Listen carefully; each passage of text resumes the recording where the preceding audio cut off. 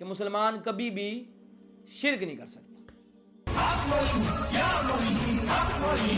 در خواجہ پہ صدا دیتی ہے مستوں کی یہ ٹولی، خواجہ خواجہ بھر دو میری جھولی، یہی نعرہ ہے ملنگوں کا، یہ عاشق کی ہے بولی، خواجہ خواجہ بھر دو میری جھولی، رب سے دلوائے صدا پنجتن کا صدقہ، تیرا دل کیوں اداس ہے، خواجہ میرا بس کلاس ہے، ہاں قسم۔ نعوذ باللہ من ذالک۔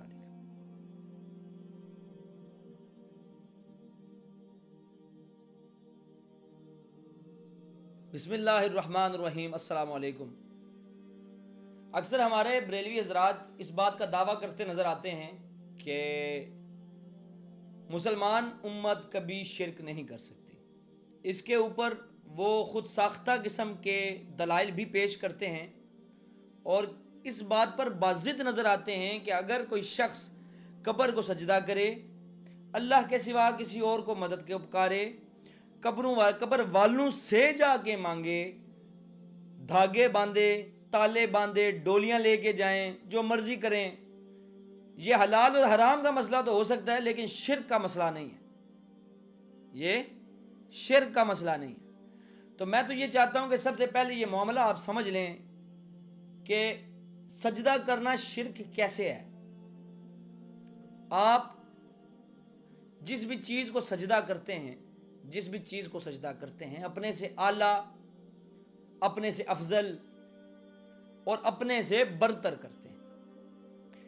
سجدے کی اقسام تو تب ہوں جب آپ اللہ کے سوا کسی اور کو سجدہ کرتے ہوں شرعی طریقے سے، تو ہم کہیں یار یہ فلاں سجدہ ہے تو یہ فلاں سجدہ ہے، اگر اللہ کے علاوہ اس کو ہم سجدہ کر سکتے ہیں تو ٹھیک ہے، تو اس کو کیوں نہیں کیا جا سکتا؟ میرے بھائی، اللہ کے علاوہ کسی کو سجدہ نہیں کیا جا سکتا۔ اب جس بھی شے کو آپ سجدہ کریں گے اللہ کے علاوہ، اللہ کے علاوہ جس بھی شے کو سجدہ کریں گے، وہ عمل جو ہوگا شرکی کہلائے گا۔ جیسے نماز صرف اللہ کے لیے پڑھی جاتی ہے اور کسی کے لیے نہیں، نہ نبی کے لیے، نہ ولی کے لیے، کسی کے لیے تو اور نہیں پڑھی جا سکتی، یہ دعا ہے اور صرف اللہ سے کی جا سکتی ہے، ٹھیک ہے۔ تو اگر آپ کہیں کہ میں نماز غوثیہ پڑھ رہا ہوں اور غوث پاک کے لیے نماز پڑھ رہا ہوں، میری نماز غوث پاک کے حضور پیش کی جائے گی، وہ قبول کریں نہ کریں ان کی مرضی، یہ ان کے لیے نماز ہے، تو آپ کیا کر رہے ہیں؟ آپ شرک کر رہے ہیں۔ یہ آسان سا قلیہ سمجھ لیں کہ جو چیز اللہ کے لیے کی جائے اور آپ وہ کسی اور کے لیے کرنا شروع کر دیں، وہ کیا ہے؟ وہ شرک ہے۔ یعنی آپ نے اللہ کا حق کسی اور کو دے دیا۔ خالی یہ کہہ دینا میں اللہ کو ایک مانتا ہوں، اس کا کوئی شریک نہیں، کافی نہیں ہے، اس کی ذات میں، صفات میں، تصرفات میں، ہر شے میں یکتا ماننا توحید ہے۔ خیر آپ لوگ تو توحید سے نابلد ہیں، ہم آگے بات کرتے ہیں ان اشکالات کی جن اشکالات کو آپ پیش کر کے اکثر کہتے ہیں کہ بھائی مسلمان شرک کر ہی نہیں سکتا، یعنی آپ نے سرٹیفکیٹ دے دیا، اب اگر کوئی بندہ شرک کرنا بھی چاہے تو شرک نہیں کر سکتا۔ کیوں؟ کیونکہ نبی پاک نے فرمایا ہے کہ مسلمان کبھی بھی شرک نہیں کر سکتا۔ در خواجہ پہ صدا دیتی ہے مستوں کی یہ ٹولی، خواجہ خواجہ بھر دو میری جھولی، یہی نعرہ ہے ملنگوں کا، یہ عاشق کی ہے بولی، خواجہ خواجہ بھر دو میری جھولی، رب سے دلوائے صدا پنجتن کا صدقہ، تیرا دل کیوں اداس ہے، خواجہ میرا بس کلاس ہے، ہاں قسم۔ لبيك اللهم لبيك لبيك لا شريك لك لبيك إن الحمد والنعمة لك والملك لا شريك لك لبيك۔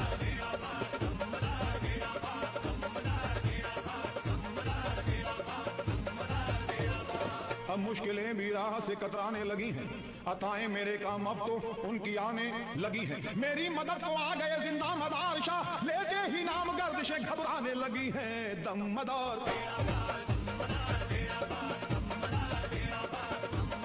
جن لوگوں کو یہ اللہ کے سوا پکارتے ہیں وہ کوئی چیز بھی تو نہیں بنا سکتے بلکہ وہ خود بنائے جاتے ہیں. وہ تو مردہ ہیں بے جان، ان کو تو یہ بھی معلوم نہیں کہ اٹھائے کب جائیں گے.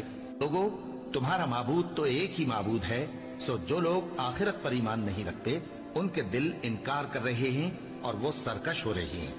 یہ جو کچھ چھپاتے ہیں اور جو ظاہر کرتے ہیں اللہ ضرور اس کو جانتا ہے. وہ سرکشوں کو ہرگز پسند نہیں کرتا. ایک مرتبہ بارگاہ غوثیت مآب میں حاضر ہو کر ایک شخص نے عرض کی، علی جاں میری زوجہ کو مرگی ہو گئی.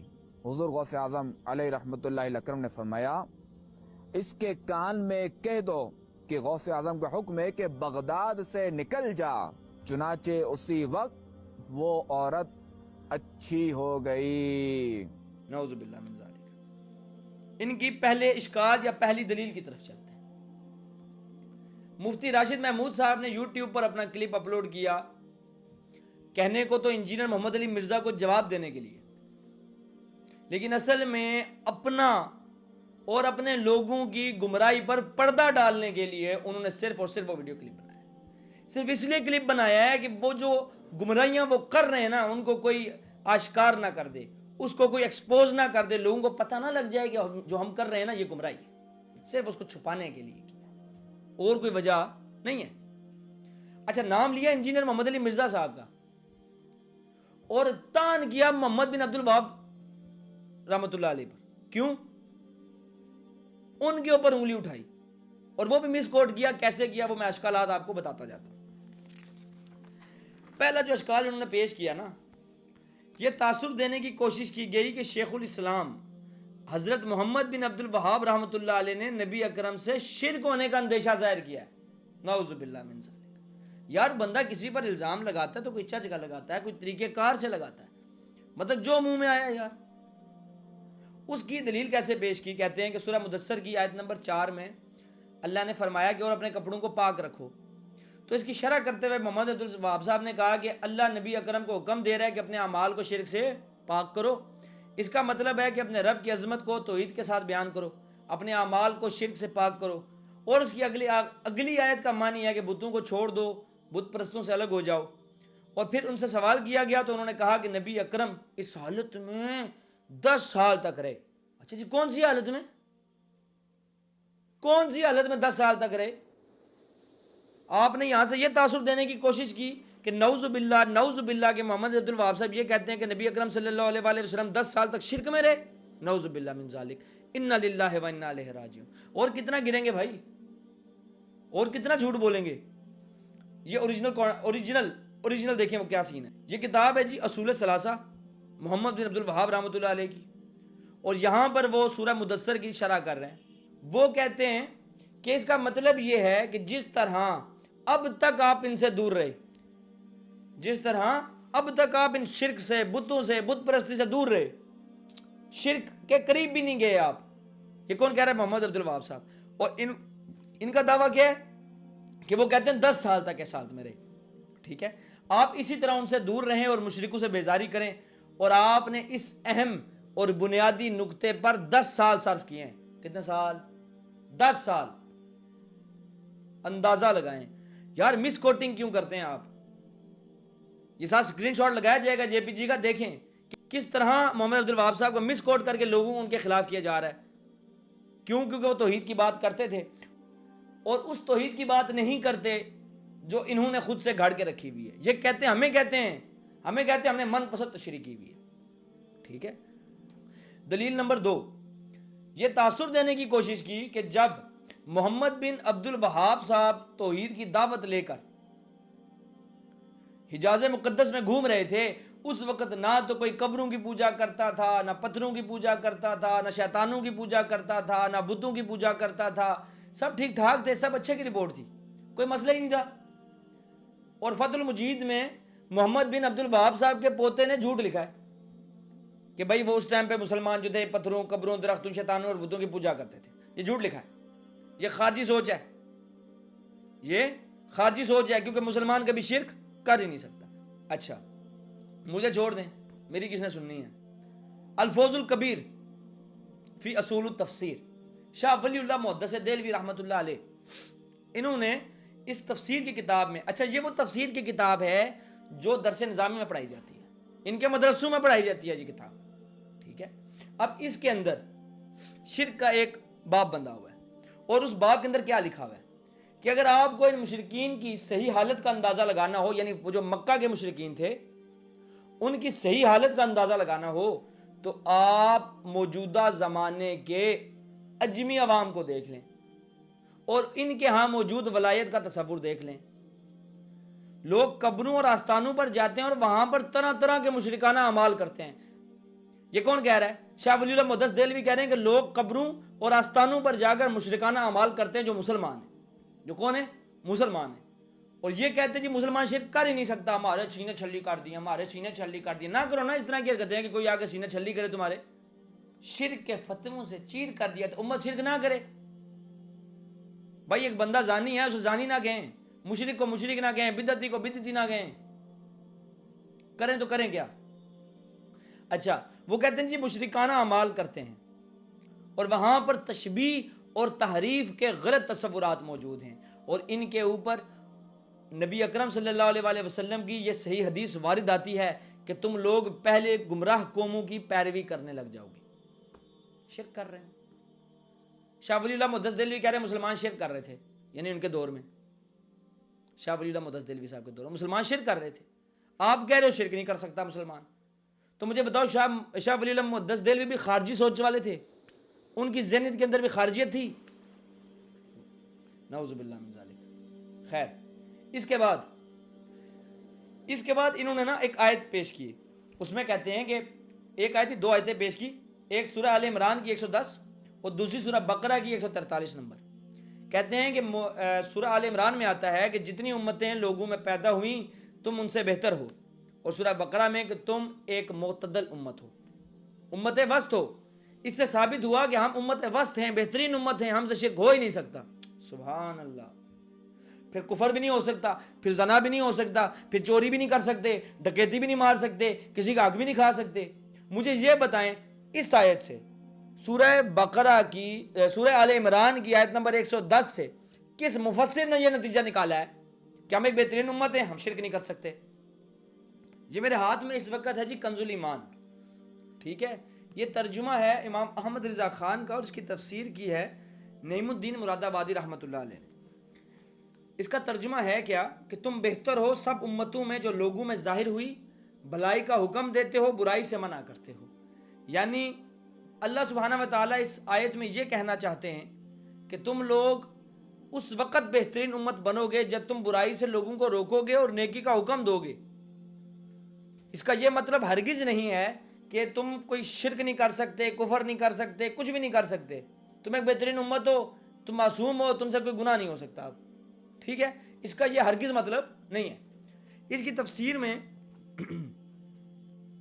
نعیم الدین مراد آبادی صاحب لکھتے ہیں کہ ترمذی کی حدیث ہے کہ سید عالم رسول اللہ صلی اللہ علیہ وآلہ وسلم نے فرمایا کہ اللہ میری امت کو گمراہی پر جمع نہ کرے گا, اور اللہ کا دست رحمت جماعت پر ہے, اور جو جماعت سے جدا ہوا دوزخ میں گیا. اب جماعت کیا ہے؟ جو اس قرآن کے ساتھ ہے. جماعت کیا ہے؟ جو قرآن کو فالو کرتے ہیں, حدیث کو فالو کرتے ہیں, بزرگوں کو نہیں, قرآن اور حدیث کو فالو کرتے ہیں, اور نیکی کا حکم دیتے ہیں اور برائی سے روکتے ہیں. وہی لوگ بہتر ہیں اور وہی امت بہتر ہے.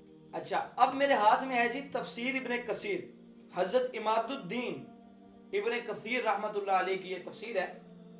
وہ کیا کہتے ہیں؟ وہ کہتے ہیں کہ اللہ نے بیان فرمایا ہے کہ امت محمدیہ تمام امتوں میں سے بہتر ہے, اور حضرت ابو ہریرہ رضی اللہ تعالیٰ عنہ اس آیت کی تفسیر کے تحت فرماتے ہیں کہ تم دوسرے لوگوں کے حق میں سب سے بہتر ہو کہ تم لوگوں کو پکڑ پکڑ کر اسلام کی طرف لاتے ہو, دین کی دعوت دیتے ہو, لوگوں کو برائی سے روکتے ہو اور نیکی کا حکم دیتے ہو, اس لیے بہتر ہو. ٹھیک ہے. پھر اس کے بعد انہوں نے عبداللہ ابن عباس کی روایت نقل کی کہ یہاں خیر امت سے مراد وہ صحابہ کرام ہیں. کون ہیں وہ؟ صحابہ کرام مراد ہیں جنہوں نے رسول اللہ کے ساتھ مکہ سے ہجرت کی تھی. اور عموم میں یہ بات ہے کہ یہ آیت کریمہ میں تمام امت شامل ہے. بہرحال امت میں بہترین لوگ وہی ہیں جن میں رسول اللہ کو مابعوث کیا گیا تھا, جہاں پر رسول اللہ کو بھیجا گیا تھا. ٹھیک ہے.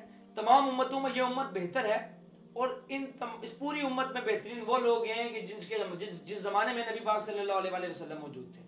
ٹھیک ہے, تو ثابت کیا ہوا تفسیر ابن کثیر سے بھی کہ بھائی بہترین امت وہی ہے جو نیکی کا حکم دے اور برائی سے روکے. اچھا جی, اگلی ہے جی تبیان القرآن. حضرت غلام رسول سعیدی رحمۃ اللہ علیہ کی یہ کتاب تفسیر ہے. وہ اس کی تفسیر میں لکھتے ہیں کہ اس آیت میں اللہ نے امت مسلمہ کو یہ خبر دی کہ وہ تمام امتوں سے افضل ہے. اس آیت میں نیکی کا حکم دینے اور برائی سے روکنے کو ایمان پر مقدم کیا ہے, اس لیے کہ انہی دو صفوں کی وجہ سے مسلمانوں کو دوسروں پر فضیلت ہے. اسی لیے تم بہترین امت ہو کہ نیکی کا حکم دیتے ہو اور برائی سے روکتے ہو, اس لیے بہترین امت ہو. اس سے یہ ثابت نہیں ہو رہا کہ تم کبھی شرک نہیں کر سکتے. خود سے من گھڑت عقیدہ لوگوں میں انجیکٹ کر رہے ہیں قرآن اور حدیث کے متعلق. ٹھیک ہے, اچھا آگے دیکھیں. اب یہ میرے ہاتھ میں ہے جی تفہیم القرآن, مولانا مودودی رحمۃ اللہ علیہ کی. یہ کیا کہتے ہیں؟ یہ کہتے ہیں کہ یعنی نیکی کو قائم کرنے اور بدی کو مٹانے کا جذبہ و عمل اللہ وحدہ لا شریک کو اعتقاداً و عملاً اپنا الہ اور رب تسلیم کرنا. لہٰذا اب یہ کام تمہارے سپرد کیا گیا ہے اور تمہیں لازم ہے کہ اپنی ذمہ داریوں کو سمجھو اور ان غلطیوں سے بچو جو تمہارے روپیش ہو چکی ہیں. جو تم سے غلطیاں ہو چکی ہیں ان کو چھوڑ دو اور اپنی ذمہ داریوں کو سمجھو اور نیکی کا حکم دو اور برائی سے روکو. اچھا, اس کے بعد ہمارے پاس اگلا جو حوالہ ہے وہ ہے جی ضیاء القرآن, حضرت پیر محمد کرم شاہ الازہری رحمۃ اللہ علیہ. اس آیت کی تفسیر میں لکھتے ہیں کہ دوسری قوموں کو فیضان ہدایت سے ایک محدود علاقہ, ایک مخصوص قوم اور وہ بھی ایک مقررہ وقت تک مستفید ہو سکتی تھی, اور تمہاری برکتیں صرف اپنے لیے اور صرف اپنوں کے لیے نہیں ہیں بلکہ سب کے لیے ہیں. یعنی تم نیکی کا حکم دو اور برائی سے روکو. اب دیکھیں میں نے کتنے مفسرین کی تفسیریں پڑھ لی, لیکن کسی بھی ایک مفسر نے بھی یہ نہیں کہا کہ بھائی اس آیت سے یہ مطلب نکلتا ہے کہ تم کبھی شرک نہیں کر سکتے. قرآن کو اپنے فائدے کے لیے استعمال کرنے والے لوگ ہمیشہ اس دنیا میں بھی اور آخرت میں بھی ذلیل و خوار ہوں گے, رسوا ہوں گے. خیر آگے بڑھتے ہیں. اگر ہم یہ آپ کی بات, اچھا یہ ایک اور بات بھی کرتے ہیں نا, مفتی راشد صاحب کہتے ہیں کہ اگر ہم یہ مان لیں کہ امت شرک کرتی ہے یا امت شرک کر سکتی ہے تو اس سے یہ ثابت ہوگا کہ یہ امت خیر نہیں ہے بلکہ کیا ہے, امت شرک ہے. کیوں ثابت ہوگا؟ یعنی کہ اگر امت کفر کر رہی ہے, امت زنا کر رہی ہے, ٹھیک ہے, امت جھوٹ بول رہی ہے, تو کیا یہ امت قذاب ہو جائے گی؟ کیسی فضول بات. کیا نبی اکرم صلی اللہ علیہ وسلم کے قول پر یقین نہیں ہے آپ کو کہ نبی اکرم نے فرمایا کہ میری امت گمراہی پر جمع نہیں ہو سکتی, ساری کی ساری امت اکٹھی گمراہ نہیں ہو سکتی. ٹھیک ہے. عبداللہ ابن مسعود رضی اللہ تعالیٰ عنہ بیان کرتے ہیں کہ سورہ انعام کی آیت نمبر 82 جب نازل ہوئی کہ جو لوگ ایمان لائے اور اپنے ایمان میں کسی ظلم کی ملاوٹ نہ کی, تو ہم نے عرض کی یا رسول اللہ ہم میں ایسا کون ہوگا جس نے اپنی جان پر ظلم نہ کیا ہو؟ تو نبی اکرم صلی اللہ علیہ وسلم نے فرمایا کہ واقعہ وہ نہیں ہے جو تم سمجھ رہے ہو, بلکہ جس نے اپنے ایمان کے ساتھ ظلم کی ملاوٹ نہ کی. اور ظلم سے مراد شرک ہے, جیسے لقمان نے اپنے بیٹے کو نصیحت کی تھی کہ ان الشرک لظلم عظیم, کہ میرے بیٹے اللہ کے ساتھ کسی کو شریک نہ ٹھہرانا, بے شک شرک ایک بہت بڑا ظلم ہے. ٹھیک ہے جی, آگے بڑھتے ہیں. اچھا جی, اس کے بعد نا یہ صحیح بخاری اور صحیح مسلم کی ایک روایت پیش کرتے ہیں جو بخاری میں بھی 4-5 ترک موجود ہیں اس کے, اور مسلم میں بھی 3-4 ترک موجود ہیں. کہتے ہیں کہ نبی اکرم صلی اللہ علیہ وسلم نے فرمایا کہ مجھے تم سے اس بات کا اندیشہ نہیں ہے کہ میرے بعد تم شرک میں پڑ جاؤ گے, مگر اس بات کا ڈر ہے کہ دنیا کی رغبت اور محبت میں پڑ جاؤ گے. اس سے وہ یہ ثابت کرتے ہیں, کہتے ہیں اس سے ثابت ہو رہا ہے کہ نبی اکرم کو شرک کا ڈر نہیں تھا نا, تو اس سے ثابت ہوا کہ اب کوئی مسلمان شرک کر ہی نہیں سکتا. تو جس طرح ہم نے قرآن کی آیت مفسرین سے سمجھی, ہم حدیث کو تشریح کرنے والوں سے سمجھیں گے کہ انہوں نے اس کی کیا تشریح کی. فتح الباری حافظ ابن حجر اسقلانی رحمۃ اللہ علیہ اس کے بارے میں لکھتے ہیں, اس حدیث سے انہوں نے یہ نتیجہ نکالا کہ بھائی شہید کی نماز جنازہ پڑھی جا سکتی ہے, لیکن انہوں نے سے یہ نتیجہ نہیں نکالا کون سا, کہ بھائی امت شرک نہیں کر سکتی, اب امت شرک سے پاک ہو گئی ہے. کیا ان کو نہیں سمجھ آئی تھی؟ وہ لوگوں کی مدد کرتے, انہوں نے لوگوں کے سینے چھلی کر دیے, امت کا سینہ چھلی کر دیا انہوں نے.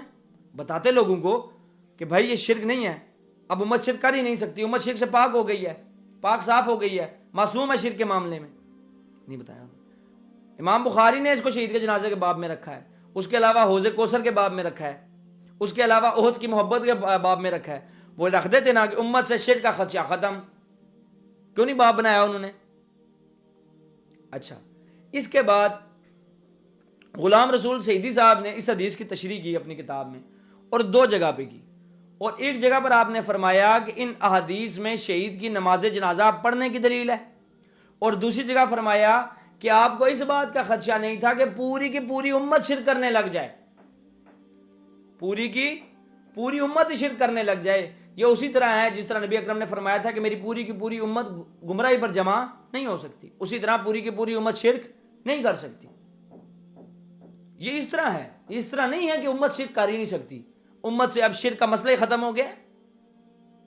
مطلب یہ جو درباروں میں جا کے ماتھے ٹیک رہے ہیں, یہ جو درباروں میں جا کے قبر والوں سے مانگ رہے ہیں, یہ کیا کر رہے ہیں اگر یہ شرک نہیں ہے تو؟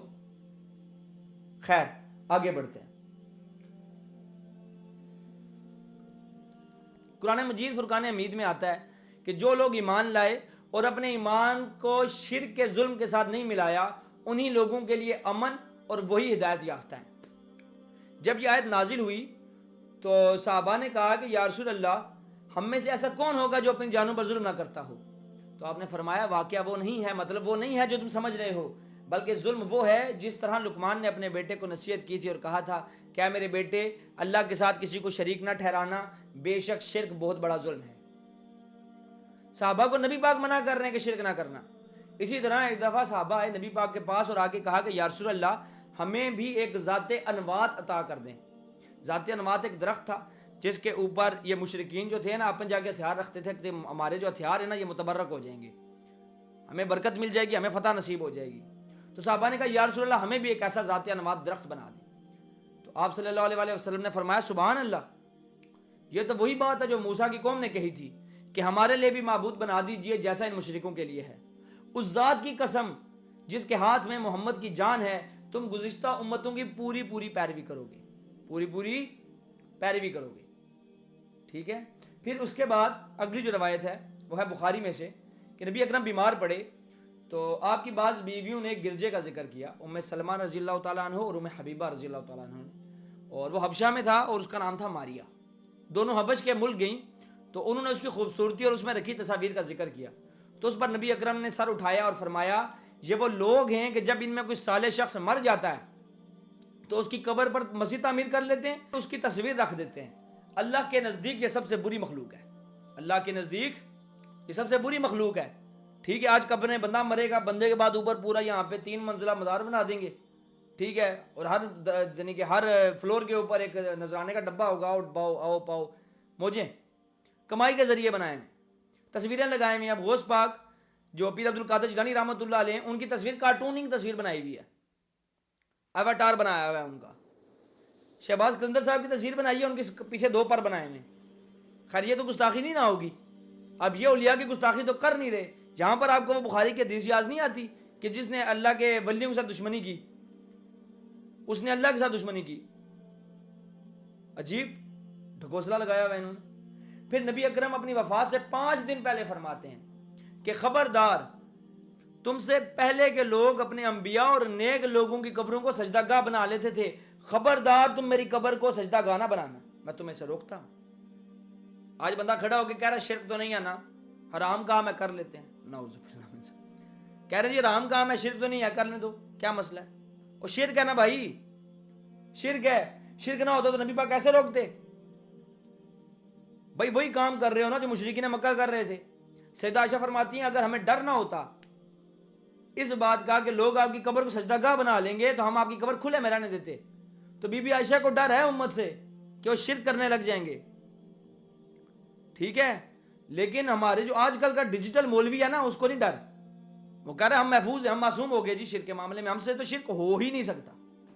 نعوذ باللہ من ذالک. پھر مسند احمد بن حنبل کے اندر حدیث ہے, مجھ سے کچھ دن پہلے ایک صاحب پوچھ رہے تھے کہ قبر بدھ نہیں ہوتی, قبر بدھ نہیں ہوتی, ثابت کرو کہ قبر بت ہے. لو بھائی ثابت کیے دیتے ہیں. حضرت ابو ہریرہ رضی اللہ تعالیٰ عنہ سے مروی ہے کہ نبی اکرم یہ دعا فرماتے تھے کہ اے اللہ میری قبر کو بت نہ بنائیے گا، میری قبر کو بت نہ بنائیے گا جس کی لوگ پوجا شروع کر دیں، جس کی لوگ پوجا شروع کر دیں، عبادت شروع کر دیں. یعنی بت وہ ہوتا ہے جس کی عبادت کی جائے. اگر قبر کی عبادت کی جائے گی تو وہ کیا کہلائے گا؟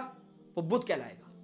تو نبی اکرم صلی اللہ علیہ وسلم نے اللہ سے دعا فرمائی کہ اے اللہ میری قبر کو بت نہ بنانا کہ لوگ اس کی پوجا شروع کر دیں، اور ان لوگوں پر اللہ کی لعنت ہو جو اپنے نبیوں کی قبروں کو سجدہ گاہ بنا لیتے ہیں. اس سے ثابت ہوا کہ جو لوگ قبر جس چیز کو جا کے سجدہ کرتے ہیں اس کو انہوں نے بت مانا ہوتا ہے، اس کو انہوں نے بت مانا ہوتا ہے، اور اس کو اللہ کے مخالف اور مقابلے میں کھڑا کرتے ہیں. اور اللہ کے رسول نے ایسے لوگوں پر لعنت فرمائی ہے اور ایسے لوگ مشرک ہو جاتے ہیں. ہماری اس آج کی ویڈیو کا مقصد صرف اور صرف یہ ہے ہم اپنی اصلاح کریں، اللہ کا پیغام آپ تک پہنچائیں اور نیکی کا حکم دیں اور برائی سے روکیں.